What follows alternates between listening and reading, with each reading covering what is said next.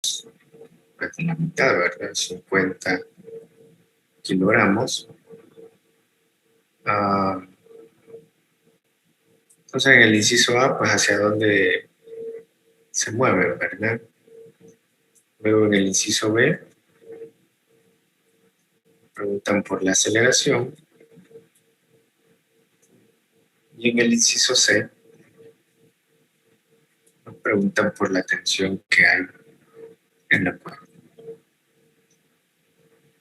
Bueno, la primera pregunta, que es conceptual, hacia dónde se moverá el sistema cuando se suelten del reposo. ¿Qué opinan, jóvenes? ¿Hacia dónde creen que se va a mover el sistema una vez que se suelte? Si se fijan, la masa 1 está sobre una pendiente de 30 grados, pero su masa es de 100 kilogramos. La masa 2 está sobre una pendiente mucho mayor, de 53 grados, pero su masa es menor, la mitad de esta, ¿verdad? Entonces, en una la pendiente no es tan inclinada y en la otra sí lo es, pero aquí la masa es mucho mayor y aquí la masa es menor. Entonces, ¿qué opinan? ¿Hacia dónde creen que se estará moviendo el sistema?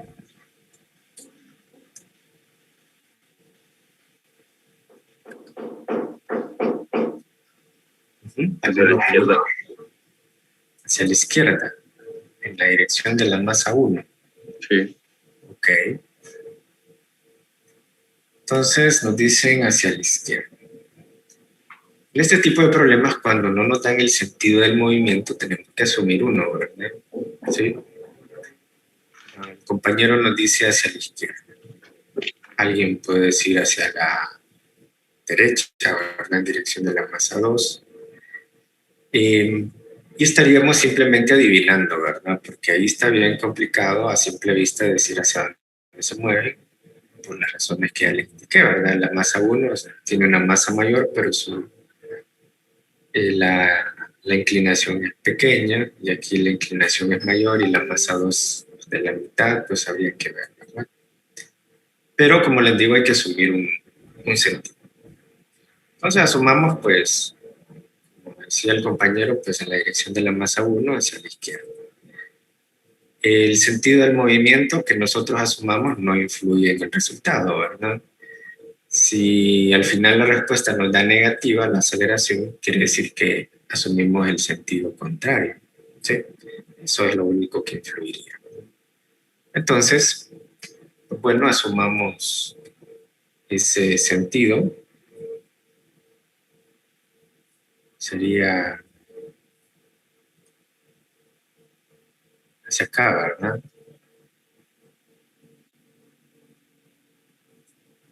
Y este entonces subiría, ¿verdad? Estaría en este sentido.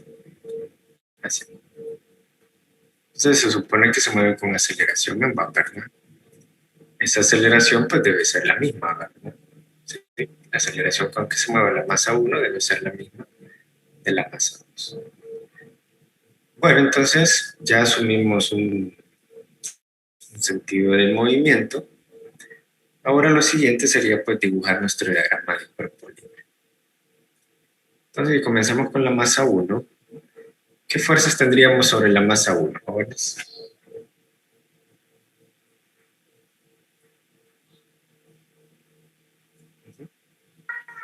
El peso y la tensión. Tendríamos el peso y la tensión. Vamos acá el peso, la tensión en la cuerda. ¿Qué más? La normal. La normal, correcto. Aquí, la normal, ¿verdad? Porque está sobre una superficie. Entonces aquí tendríamos el peso, la normal y aquí la tensión. Este peso forma un ángulo con la vertical, algo así. Tendríamos la componente, ¿verdad? De ese vector peso de esa manera. Entonces esta sería la componente en Y está la componente en X del peso. Y que forma aquí ese ángulo pues, de 30 grados, ¿verdad? Que forma con la vertical. Bueno, ahí tenemos completo para la masa 1. Ahora venimos y analizamos la masa 2. Pues tendríamos prácticamente la misma fuerza, ¿verdad? Tendríamos hacia abajo el peso, la tensión en la cuerda,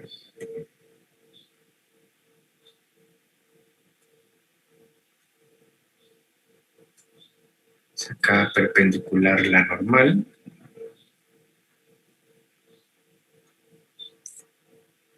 y bueno, si dibujamos aquí esta línea perpendicular, tendríamos los componentes.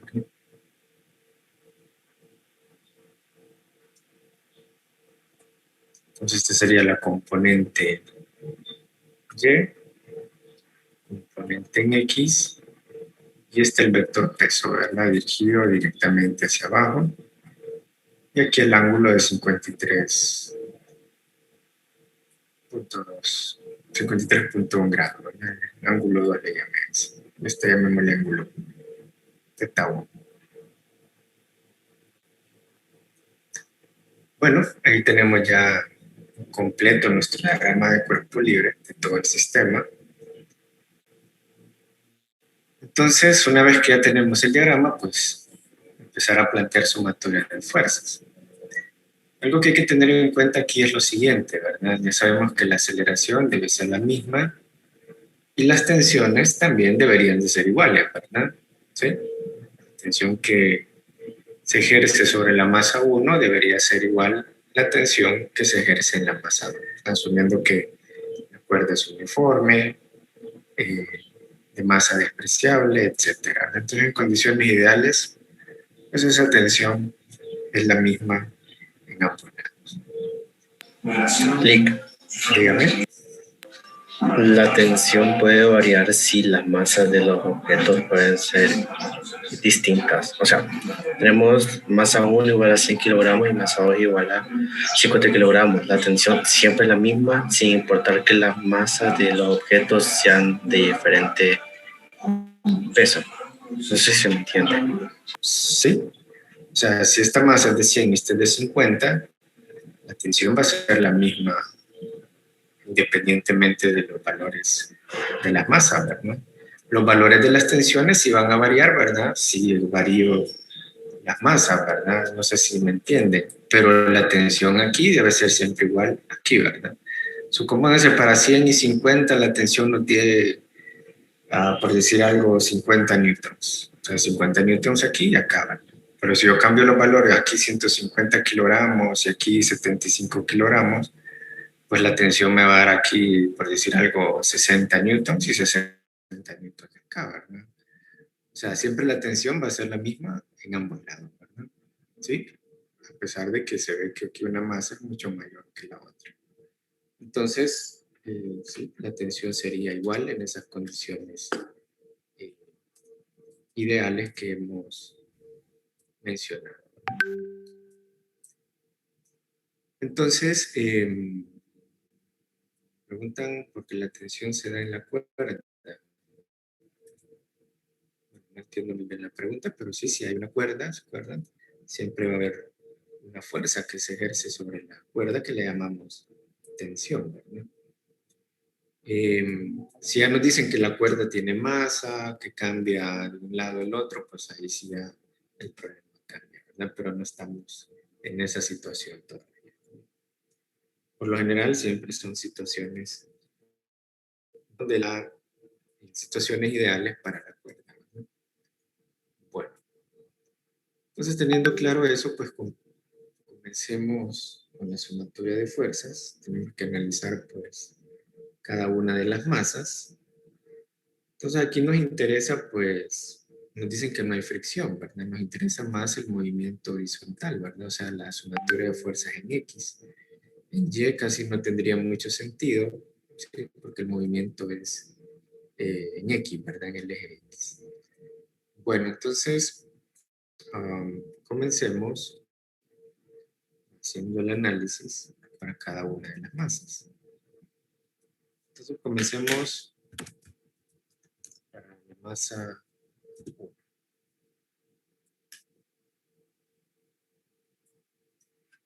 Entonces para la masa 1, hacemos sumatoria de fuerzas en X.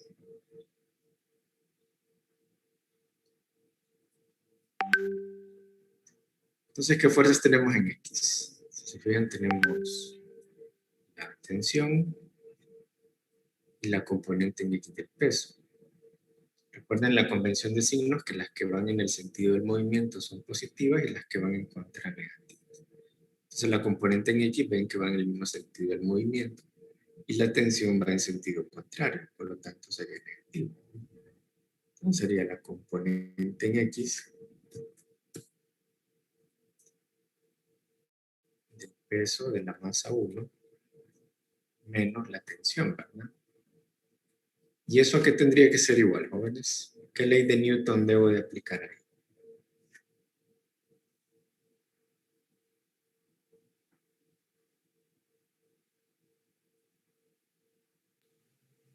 La segunda.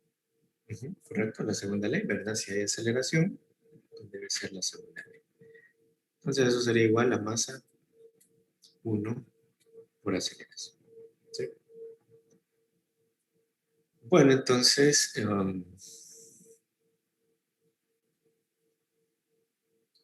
el peso de la masa 1, la componente en X, es el lado opuesto al ángulo. Entonces sería un seno, ¿verdad? Sería masa 1 por gravedad por el seno de teta 1 menos la tensión, igual a masa 1 por aceleración. Eso sería entonces para la masa 1. Ahora planteemos para la masa 2.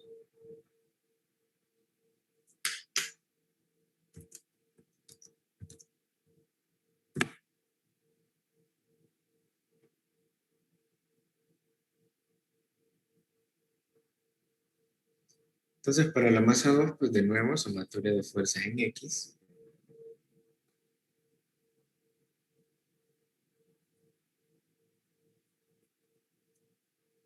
Entonces, igual, ¿verdad? Ahora en el sentido del movimiento es hacia arriba, entonces ahora la tensión va a ser positiva, ¿verdad? Porque va en el mismo sentido del movimiento. Y la componente en X del peso es la que sería negativa porque ahora va en sentido contrario al movimiento, ¿verdad? Siguiendo la convención de signos. Entonces sería la tensión menos la componente en X del peso 2 igual a masa 2 por aceleración, ¿verdad? Entonces, me quedaría la tensión menos la componente en X del peso 2, que sería como un seno, ¿verdad? Ya que es el lado opuesto al ángulo, ¿verdad? Entonces sería masa 2 por gravedad por el seno de teta 2. Y eso sería igual a masa 2 por aceleración, ¿sí? Esas serían entonces las ecuaciones que salen de la sumatoria de fuerzas. Entonces tengo esta para la masa 1 y esta para la masa 2. Entonces, si se fijan, llego a un sistema de ecuaciones, ¿verdad? Donde las incógnitas son la aceleración, las tensiones, ¿verdad? Y luego las masas, los ángulos, las conozco. Entonces nos piden encontrar en el inciso B la aceleración. Entonces, ¿qué podríamos hacer para encontrar la aceleración? Hay muchos caminos a seguir. Entonces, no sé qué opinan, cómo lo harían ustedes, qué harían para despejar, para encontrar la aceleración. ¿Qué harían? Despejarte en ambas ecuaciones y después igualarlo. Podría ser, ¿verdad? Despejar para T, por la tensión. Luego eso sustituirlo en la otra, ¿verdad? Y me queda todo en términos de la aceleración, ¿verdad? ¿Sí? puede ser un camino, ¿verdad? O igualar las ecuaciones y luego despejar para la aceleración. También, ¿sí? O sea, hay varias maneras, ¿verdad?, de poder hacerlo. Bueno, una manera más práctica que me parece a mí es, ¿qué pasa si sumamos las dos ecuaciones, jóvenes? Si yo sumo las dos ecuaciones, ¿qué sucede al sumarlas? Se elimina la tensión y solo te queda la aceleración. ¿Correcto? Si sumo las ecuaciones, se me cancela la tensión, ¿verdad? ¿Sí? Y todo me queda en términos de la aceleración. Entonces, me parece más práctico, más rápido, por decirlo de alguna manera, pues sumar las ecuaciones, ¿verdad?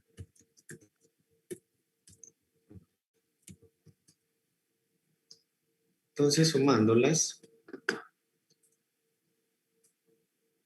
veamos cómo nos queda.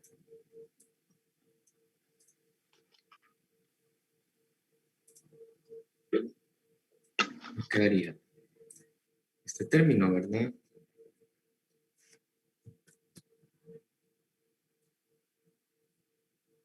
Sería masa 1 por gravedad por seno de teta 1, ¿sí? Las tensiones pues se me cancelarían, entonces me quedaría este otro término de acá abajo, ¿verdad? Menos masa 2 por gravedad por el seno de teta 2 igual a masa 1 por aceleración más masa 2 por aceleración. Sí, eso me quedaría una vez sumando las dos ecuaciones. Bueno, entonces se fijan, ya me queda todo en términos de la aceleración. Puedo sacar factor común de aceleración y encontrarla, ¿verdad? Entonces, arreglando un poco aquí los términos, sacando el factor común la gravedad, veamos cómo nos queda. Quedaría gravedad que multiplica masa 1 por seno de teta 1 menos masa 2 por seno de teta 2 igual, pues aquí puedo sacar factor común la aceleración, ¿verdad? Me quedaría masa 1 más masa 2 que multiplica la aceleración. Entonces andamos buscando pues la aceleración. Entonces despejando pues, veamos. Aquí arriba pues nos queda gravedad, masa 1 por seno de teta 1 menos masa 2 por seno de teta 2 y abajo me quedaría masa 1 más masa 2, ¿verdad? Eso es lo que nos quedaría el despeje. Y ahora pues sería sustituir los datos, ¿verdad?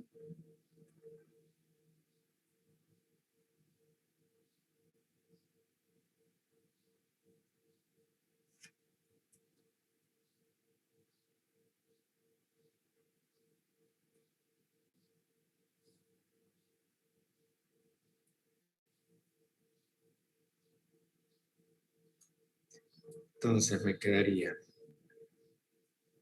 la gravedad 9.8 metros por segundo al cuadrado que multiplica la masa 1. La masa 1 dijimos que era 100 kilogramos por el seno del ángulo 1 que es 30 grados menos la masa 2 que es de 50 kilogramos por el seno de 53.10 gramos.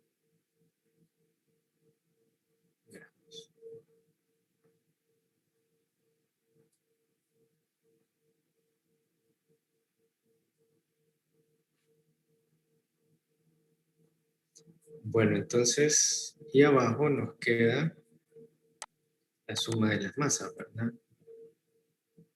Que eso sería pues 100 kilogramos más 50 kilogramos. 150 en total. Aquí cerramos ese corchete que abre aquí. Entonces, la aceleración, ¿a qué sería?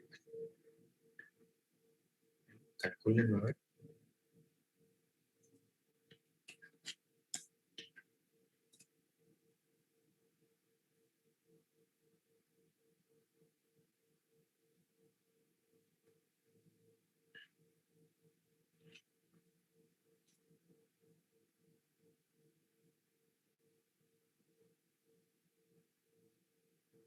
Tres punto cero.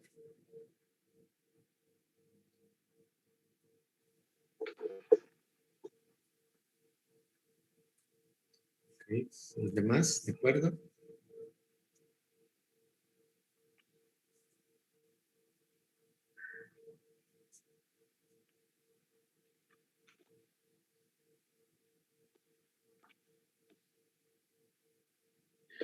A mí me da 0.65.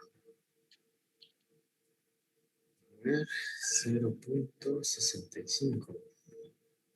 A mí también me da 0.65. A mí igual. Ok, entonces, por mayoría, vamos con el 0.65, entonces. Sí, a mí también me da eso. Ok, bueno. Sería 0.65 metros por segundo al cuadrado. Sería entonces la aceleración. Si se fijan, es una aceleración positiva, lo que indica que el sentido que asumimos al inicio era el correcto. Derecha. Y hacia la izquierda, ¿verdad? Bueno, en el sentido de la masa. Entonces, si hubiéramos asumido el sentido contrario, pues nos hubiera dado aquí negativo, ¿verdad? El signo negativo nos hubiera indicado que estamos asumiendo el sentido contrario. Bueno, entonces ahí tenemos ya la aceleración. Luego en el inciso C nos preguntan por la tensión. ¿Qué se les ocurre hacer para encontrar la tensión?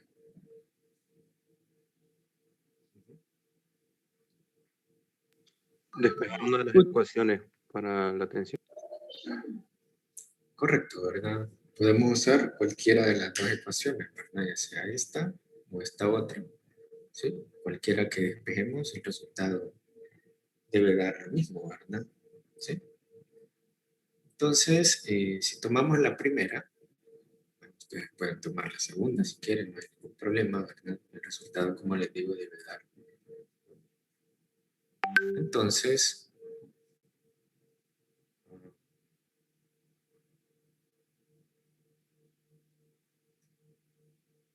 tenemos que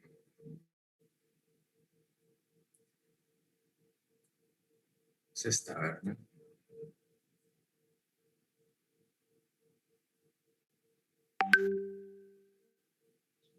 Esta de aquí. Esta es la ecuación que tenemos. Entonces podemos despejar para la tensión 1, entonces me quedaría masa 1 por gravedad por seno del ángulo 1 menos masa 1 por aceleración igual a la tensión. Puedo sacar factor común la masa 1, quedaría gravedad por el seno del ángulo menos la aceleración igual a la tensión. Entonces la masa 1 era 100 kilogramos, ¿verdad?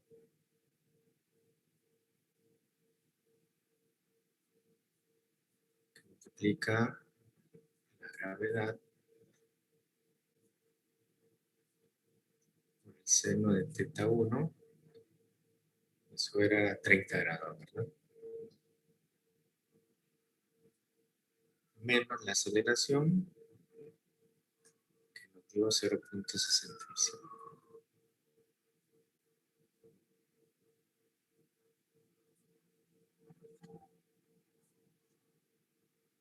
Entonces, ¿cuánto nos da la tensión?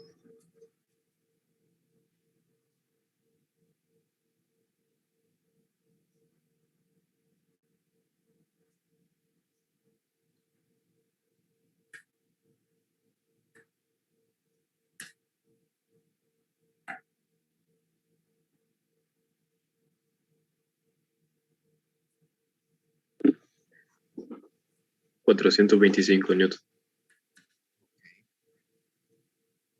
125 newtons. ¿Los demás? ¿De acuerdo? Sí. Sí. Ok, excelente. Entonces tenemos ya la tensión. 425. Y bueno, esa tensión es la misma a ambos lados, ¿verdad? Como vemos en las ecuaciones, pues si lo hubieran resuelto de la segunda, pues tiene que darles 425 newtons, ¿no? Igual. Bueno, entonces esa sería la resolución del problema. Encontramos la aceleración, la tensión, usamos pues la ley de Newton, ¿verdad? Segunda ley, fue lo que aplicamos aquí. Y obviamente si se fijan, pues poder dibujar bien el diagrama de cuerpo libre para poder pues plantear bien su sumatoria de fuerzas y llegar a los resultados que nos pide el problema. ¿Estamos bien hasta ahí, jóvenes? ¿Alguna pregunta?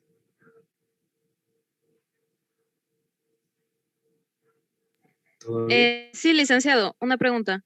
Si hubiéramos tomado el sentido contrario y la aceleración hubiera sido negativa, ¿en la respuesta solo aclaramos que tomamos el sentido contrario o tenemos que cambiar los signos de la tensión? No, no, simplemente usted, como dice usted, solo escribe, ¿verdad? El mi signo menos es porque asumimos el sentido contrario. Eso sería solamente, ¿no? Ah, ok, muchas gracias. ¿Algo más? ¿No? Bueno. Entonces, continuando con esta parte, vamos a ver ahora el concepto de fuerza de fricción, que vamos a ver ahora cómo introducimos, ¿verdad? O incorporamos la fricción en la resolución de los problemas. Entonces, veamos un poco de teoría con respecto a eso. Vamos aquí. Entonces, la fuerza de fricción se da cuando tenemos, como dice ahí, la interacción de una superficie sobre un objeto cuando éste tiende a moverse sobre él. ¿Se acuerdan que ya habíamos hablado un poco de fricción, verdad? Si teníamos, digamos, una pelota rodando sobre una superficie, la pelota se detenía debido a la fuerza de fricción que había entre la superficie y la pelota. Y nos dice aquí que la dirección de esa fuerza de fricción es siempre opuesta al movimiento relativo entre las superficies o la tendencia del movimiento entre las superficies. Entonces la fuerza de fricción se ve como una fuerza de resistencia, ¿verdad? Una fuerza que va en contra del movimiento. Entonces a eso le llamamos fricción. Y la fricción pues se da, como dice ahí, cuando hay la interacción entre dos superficies, ¿verdad? Y esa interacción entre dos superficies hace que surja lo que se llama un coeficiente de fricción. Ese coeficiente de fricción va a depender de las superficies que están en contacto. Por ejemplo, no es lo mismo que madera se mueva sobre hielo, por decirlo de alguna manera, o madera que se mueva sobre metal, o madera que se mueva sobre tierra, ¿sí? Entonces, dependiendo de los materiales que están en contacto, vamos a tener lo que se llama un coeficiente de fricción, que nos dice qué tan grande o qué tan pequeña es esa fuerza de fricción. Aquí tienen algunos diagramas de cuerpo libre, digamos esta caja que va aquí hacia abajo, la fuerza de fricción va en sentido contrario, entonces la fuerza de fricción siempre va en sentido contrario al movimiento. Aquí hay un problema planteado del libro, cómo se resuelve pues, el diagrama de cuerpo libre para este tipo de problemas. Ahí lo ven ustedes. Entonces vamos a ver dos tipos de fuerzas de fricción, lo que llamamos fuerza de fricción estática, ¿sí? Y fuerza de fricción cinética. La fuerza de fricción estática es la que hace que un objeto se mantenga en reposo, ¿verdad? ¿Sí? Y la fuerza de fricción cinética es la que hace que se da cuando el objeto está en movimiento. Entonces esa es la diferencia entre la fuerza de fricción estática y la fuerza de fricción cinética. La estática es la que evita que el objeto se mueva y permanece en reposo. Y la cinética se da cuando ya el objeto entra en movimiento. Entonces ahí ven un bloque, ¿verdad? La vista ampliada de cómo sería la fricción, ¿verdad? Entre las superficies, la rugosidad que puede haber entre el bloque y la superficie, el piso en ese caso que menciona el problema. Entonces, de forma experimental dice ahí que se ha determinado que la fuerza de fricción es directamente proporcional a la normal, ¿verdad? ¿Sí? Ya vamos a ver en las ecuaciones de cómo se dan esas fuerzas. Entonces vemos aquí que la fuerza de fricción cinética es igual a mu sub k, que lo ponen como una U, pero es la letra griega mu, o mu, como le llaman, por la normal. Entonces, de mu sub k es el coeficiente de fricción cinética, que depende como les decía de los materiales que están hechos en las superficies en contacto. Entonces, antes de analizar esa gráfica, alguna vez, me imagino que sí, han empujado o han intentado empujar un mueble pesado en su casa o en otra situación. Entonces, cuando empiezan a empujar, se han fijado que cuesta, ¿verdad? Pero una vez que ya está en movimiento, ya no cuesta hacer tanta fuerza, ¿verdad? Entonces, si se fijan, pues cuando uno quiere poner en movimiento algo, la fuerza que se opone es la fuerza de fricción estática, ¿sí? Y cuando ya está en movimiento el objeto pesado, que estábamos hablando, pues se opone la fuerza de fricción cinética. Entonces, viendo eso, ¿cuál de esas dos fuerzas es mayor? ¿La estática o la cinética? ¿Qué creen? La estática. La estática, ¿verdad? De acuerdo al ejemplo que les ponía, ¿verdad? Cuando uno quiere mover un objeto pesado, pues cuesta al inicio, ¿verdad? Porque lo que se opone es la fuerza de fricción estática. Una vez que el objeto ya está en movimiento, la fuerza que se opone es la cinética, ¿verdad? Entonces la cinética es menor. Entonces en este gráfico eso es lo que ilustra. Si se fijan, tenemos una fuerza de fricción estática que va incrementándose hasta que llega a un máximo.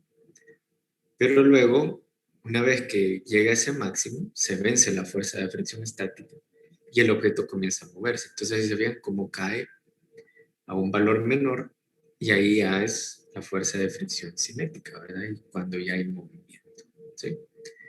Entonces, existe una fuerza de fricción estática máxima que una vez que se vence, o sea, que el objeto ya entra en movimiento, entonces pasamos a la fuerza de fricción cinética, que es menor. Entonces vemos aquí que pues, esa fuerza de fricción cinética es menor que la fuerza de fricción estática. Y esos coeficientes de fricción dependen de los materiales, ¿verdad? Entonces, si vemos en el libro,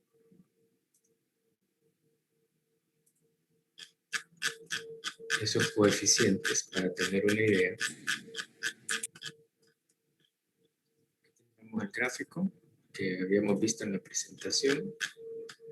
Si se fijan, aquí está la fuerza de fricción estática que va aumentando, llega a un punto máximo, luego cae a un valor que es la fuerza de fricción cinética, ¿verdad? Y ahí pues se mantiene prácticamente constante. Entonces este punto es la fuerza de fricción estática máxima, ¿verdad? Una vez que se vence ya el objeto pues comienza a moverse. Y ambas fuerzas son proporcionales a la normal, ¿verdad? tenemos la fuerza de fricción estática, es el coeficiente de fricción estático por la normal.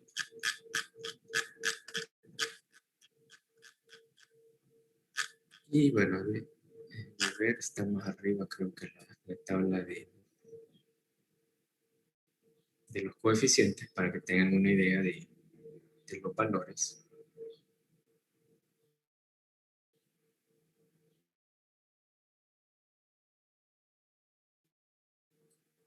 Esta de aquí.